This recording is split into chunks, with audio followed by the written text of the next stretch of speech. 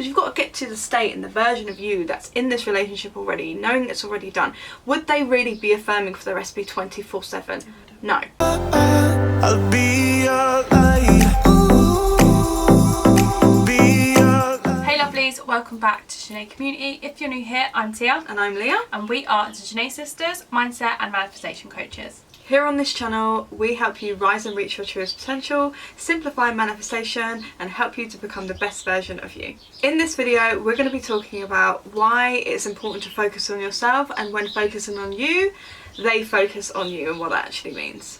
So what do we mean by when you focus on you, they focus on you? And I think we see this a lot in the manifestation and law assumption community, when people say, when you focus on yourself, they focus on you. And what this actually means, like I said, so essentially you're going about your life, you're living your life, and you hear from your SP, or you know, you're in no contact and then you hear from SP, or you're focusing on yourself and your SP is coming more towards you.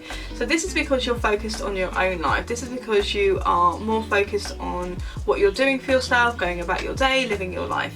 And I think some people that are manifesting their SP, they're very heavily focused on their SP. They're not actually focusing on themselves, because we know with this work, there's no one to change but self. So as we start to work on our self-concept and build who we are up, to know that we are worthy and valuable and good enough to have the relationship we want and hold a favourable story about SP, they start to show up differently for us, because they are just showing up, reflecting back to us how we essentially feel about ourselves. That's why there's no one to change but self. The reason why that is what Leah said perfectly, is that they're just mirroring us. We're all one consciousness. So how you think, feel and believe about yourself is essentially mirrored back to you through other people. So the reason why we always say to our coaching clients in the Zhené community is, when you focus on you, they focus on you. Because when you're focused on you, you're living from the end state of you having your desires. You're living from the end state of you having what you want. So essentially, how do the people in your life have to show up?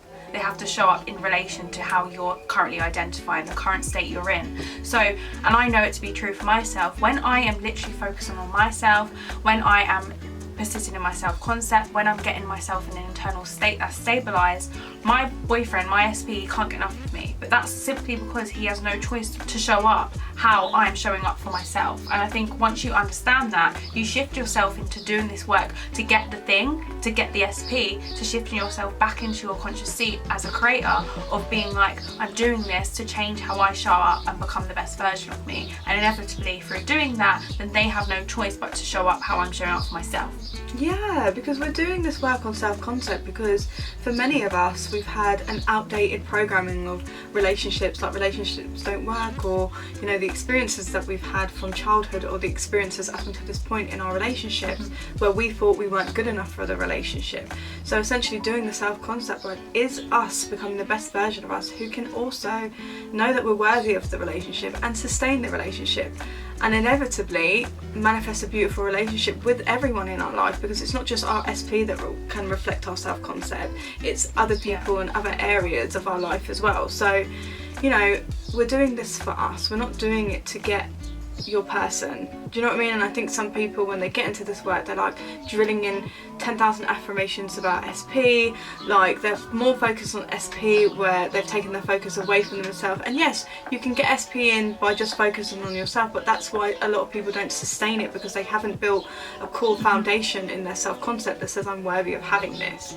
So, you know, it's you building your own life and giving yourself essentially what you're trying to get from others, what you're trying to get from SP. What is it you want to experience? What is it you want from SP? And give that to yourself. Yeah, and I agree 100% with that, because in you giving it to yourself, you're shifting yourself into a state and a natural self-concept of having your desires. And we know in the manifestation space, you don't get what you want, you get who you are. So that's why the self-concept piece is so important, because you're shifting your identity. When we're always saying to everyone and our clients, like, self-concept is essentially you should change your identity and how you're showing up. Because when you're coming from the place of doing all the affirmations and obsessing about your SP, you're coming from the natural assumption of, I don't have this thing.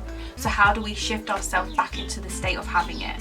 Self-concept is perfect to do that, and that's why I've seen it to be true for myself. Leah, when you're working on your self-concept, things just start miraculously showing up, because they're all in alignment with your core identity.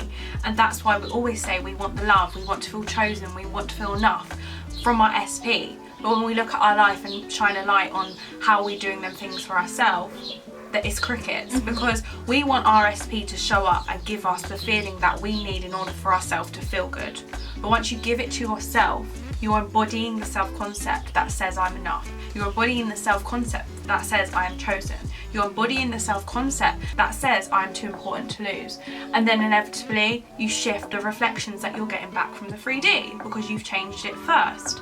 Also, I think there's like this misconception of like self-concept, states, living in the end, they all link. When you're shifting your self-concept, you're naturally shifting yourself into the state of the person that's living in the end. They're not like a different technique that needs to be up against each other. Because I think there's this big notion of self-concept is the end all and be all, states is the end all and be all. No, living in the end and doing your imaginal scenes, they all come hand in hand. Understand that all of these things you naturally do, and once you adopt it as a lifestyle, you take all these things off a pedestal because you know that you are creating your life and everything's coming from you.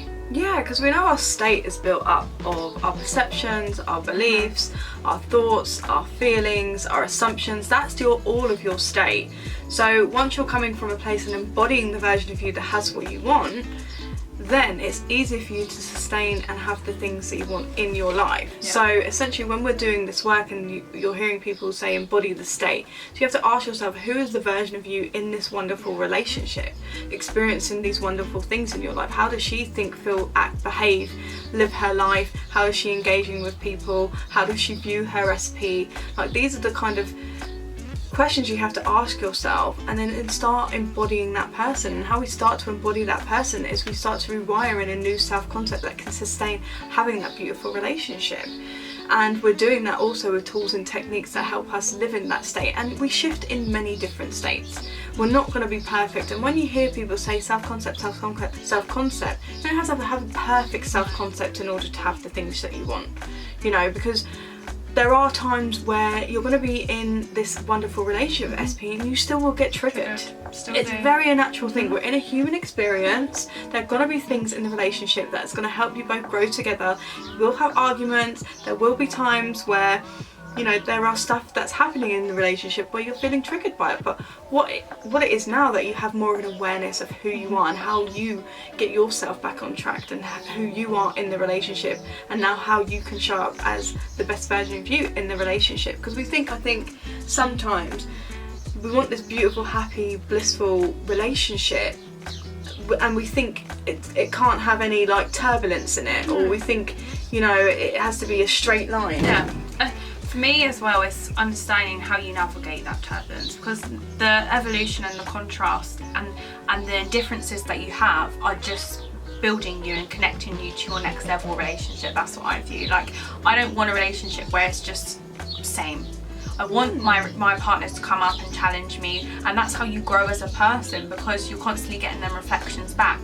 And knowing like that things come up that sometimes you need to work on, or it's just a circumstance that you've been focusing on that you need to recalibrate, and it doesn't have to, you don't have to embody that as your identity. The self-concept piece, and we go on about it and on about it, you touched on a big thing. You don't have to be perfect in order to manifest the things you want. It's just having the conscious awareness of where you are directing your thoughts, because inevitably the more you persist in them thoughts, that's what becomes your identity, and that's the story you're living from. So if you can be a conscious creator to understand that this is the relationship I want, this is how the version of me shows up, I'm going to show up the best I can every single day and direct my mind that connects with that version of me that has the relationship.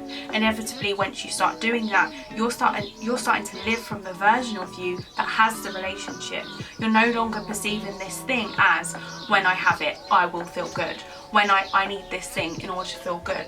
I need to do this and then I'll have it. You're coming from the identity that says it is mine now because I am me now, and I'm living from this version of me that is worthy, enough, deserving, loved, and having this amazing relationship. And then you connect the story to that, because I think it goes hand in hand of what is it you want in your partner. Mine is all love and affection. I'm always open with my clients. That's the story I have about my partner, and whenever I need to connect to that story, that's what I repeat in my mind. So it's the like bridge of like your self-concept, the story. That's your like foundation of you building not only you, your core identity, but having favourable assumptions and stories about yourself in relationships. We get into these relationships and they play out the story or the dominant beliefs that you had, but you have the conscious awareness to think, I had that natural assumption before I even got into that relationship. I had the natural assumption, like for myself, I had certain natural assumptions that I couldn't trust men before I got into the relationship. So I had to work on my self-concept of myself. I can trust the people I love with my heart now, but also holding a favourable story about my SP specifically. He's all loving and affectionate. And I think once you start persisting and focusing on yourself, then things come hand in hand and you will start to embody the identity that can do these things more consciously. Yeah, because I think we have to get into the notion as well. There is no separation. I think sometimes when we're manifesting SP, or some people are in no contact, and I say we're never in no contact because we're all one consciousness, and we're all connected. So if you are in a state of feeling no contact, you can do inner conversations, you can do things where you feel connected to that person, because people receive our thoughts, and there is always movement in the background, and we don't know it until after the fact. Not everyone sees those signs and that movement. It doesn't matter. It's the internal movement first before we see the outer movement anyway. So there is no separation, and we've got to get out of this notion that there is, or people that have free will in your reality. Everyone is just reflecting your thoughts. They come into your reality reflecting your belief system, basically. So once you start to work on those beliefs and know that who you are is enough as you are now, and you're building a better foundation with your self-concept, everyone will shift around you. It's just as simple as that. And we're not saying focus on you means you can't think about your SP.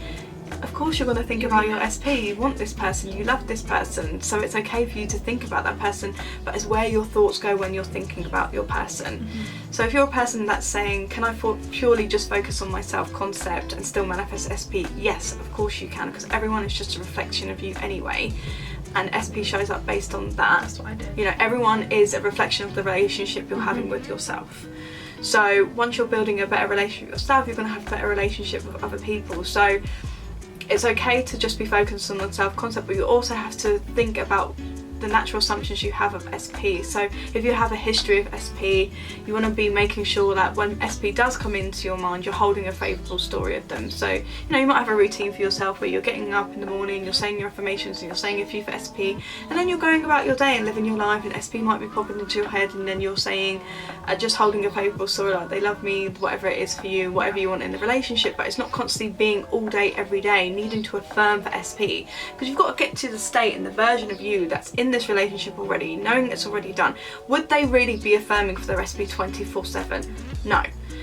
You would be having favourable assumptions about your SP when they pop in your head. It's natural for them to pop in your head and you think, they're obviously thinking about me, or whatever meaning you want to give to it when they pop into your head. It's your story, you get to write it however you want. It's just, that's what we mean by focusing on yourself. It's living your life basically as the version of you that is already in this relationship, having a life outside of constantly needing to direct your focus and your attention on trying to get this person into your life, trying to get into this relationship. Embody the state and the version of you in this relationship. Like I said at the beginning of it, who is she or he? Be in that relationship and be in that version of you that is partnered, coupled, in a relationship already. Embody that, and the relationship will come about how you want it to come about. You don't have to worry about the how and the when. So it's just living your life, and who's the best version of you every day that is living their life. What hobbies do you have? What do you do for work? What are you doing to build the best life for yourself, filling your own cup and allowing other people to add to your already wholeness and completeness and happiness? Yeah, I think you said that perfectly. I don't really have anything to add. The only thing I would say is bridging on from this, because I know some people have the questions of okay, so how do I start my self-concept then? It's all personal to you, and when I'm working with my clients specifically, it's looking at what you naturally believe and assume, and maybe what has even played out in your patterns in regards to relationships. Do you have a fear that they will leave? Are you not feeling chosen? And really getting conscious of your dominant thoughts in relation to yourself and your relationship, and that will really shine a light on your core affirmations and what you can flip them to make sure they're now favourable. Obviously affirmations are just new thoughts, but your core self-concept affirmations as a coach is so much more than just saying I'm amazing. don't get me wrong, you want stuff in there like I'm amazing, I'm beautiful, but you want to be hitting the core like I am chosen, I'm enough, can trust the people I love with my heart and outlook. You want to be hitting that core, because essentially you're reprogramming a new identity that hasn't been your truth for the last however many years. But now as a conscious creator, you're getting to consciously choose what you're now creating for yourself. And that reality says I'm chosen. That reality says I'm enough. That reality says I'm worthy. So just a side note, if you're doing this work, like we always say, focus on yourself and persist in your self-concept, because naturally you doing that is, like Leah says, you're embodying the state and the version of yourself that already has the relationship.